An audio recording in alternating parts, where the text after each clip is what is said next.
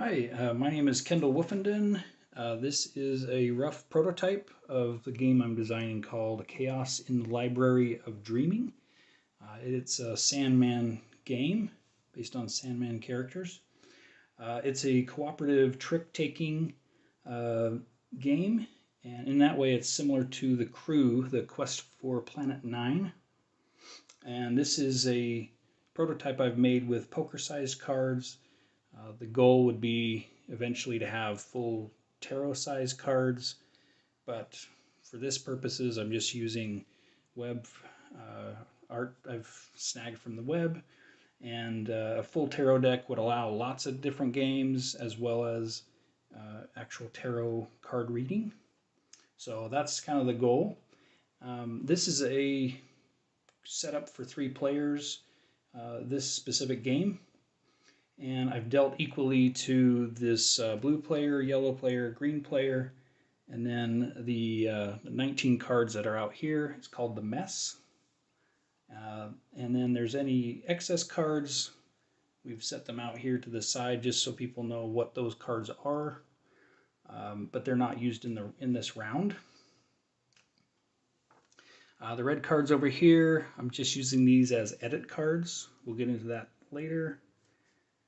And you see, in this scenario, we are in the Library of the Dreaming, where Lucian needs our help. It's played in rounds called sections, and each section we spread out the mess here, and then we use the cards that were dealt to play tricks.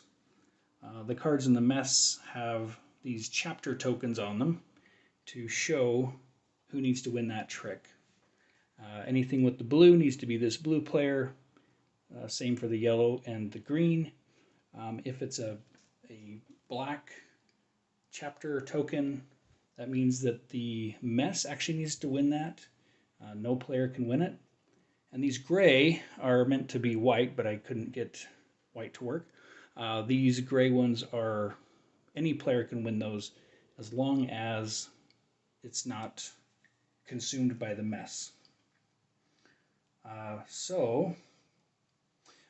These cards out here, this is something that a player can do, a limited communication game, so you can't reveal what's in your hand besides, you are in a library, so the idea is that you can whisper some communication. This is similar to The Crew, where you can put a card out here, it's still part of your hand, but it communicates to your fellows here what you have, and you can say something about it. You can say, this is my only card of this suit. You can say, this is my highest, or this is my lowest. For example, this blue player has said, this is my highest trump card. These are the major arcana, are treated as trump. This is handy to know because blue, as you can see here, is slated to win this 20 of the trump suit. So this will be impossible without some kind of an edit. The edits can be used before a trick, or they can be played afterwards to correct a trick. And this blue player does have a couple of things that's interesting. One, they don't have very many high trumps here. They do have this 19 that they're communicating. Also, their highest cups is a 10, and they're slated to take this 11. So as long as they can get rid of these cups before that suit is, or before this trick is played, they won't have to play following suit. The mess always goes first. So if this were going, the 5 of wands would lead. Everyone must play a wand if they have it.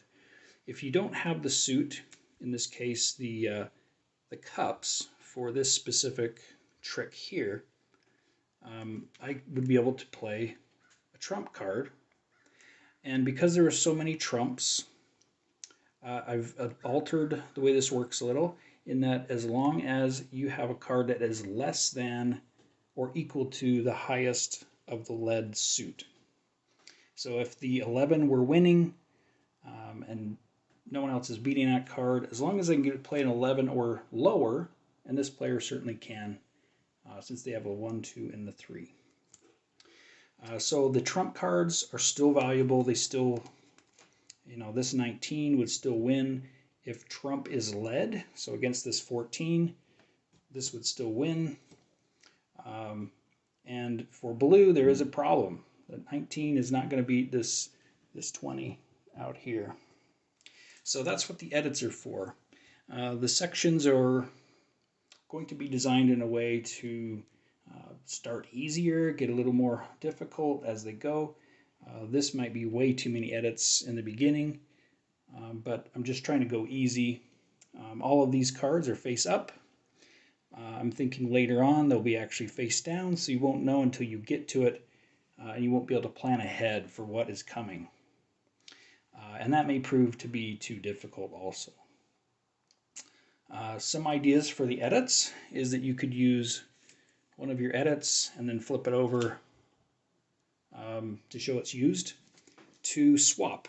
So maybe I know I'm not going to be able to take this, and I talk to my teammates and say, what should I swap it with? They can't reveal what's in their hand, but they can say, I think we should swap it with this one. And then you play it and you hope that it works. On the other hand, if you play a trick, it doesn't work out, you can use one of these edit cards to basically correct that trick and say it didn't happen exactly like that. Here's the rewrite. So you can see that these the theme I'm going for is that this dream library, the major collected works of the Sandman and his personal narrative, his personal stories have been, they've tumbled to the floor, they've been knocked everywhere, and so you as players are working together to put those stories back in order. So as the sections come along, one of the ideas is to have specific cards that are kind of highlighted. This first one, Lucian, is maybe part of that.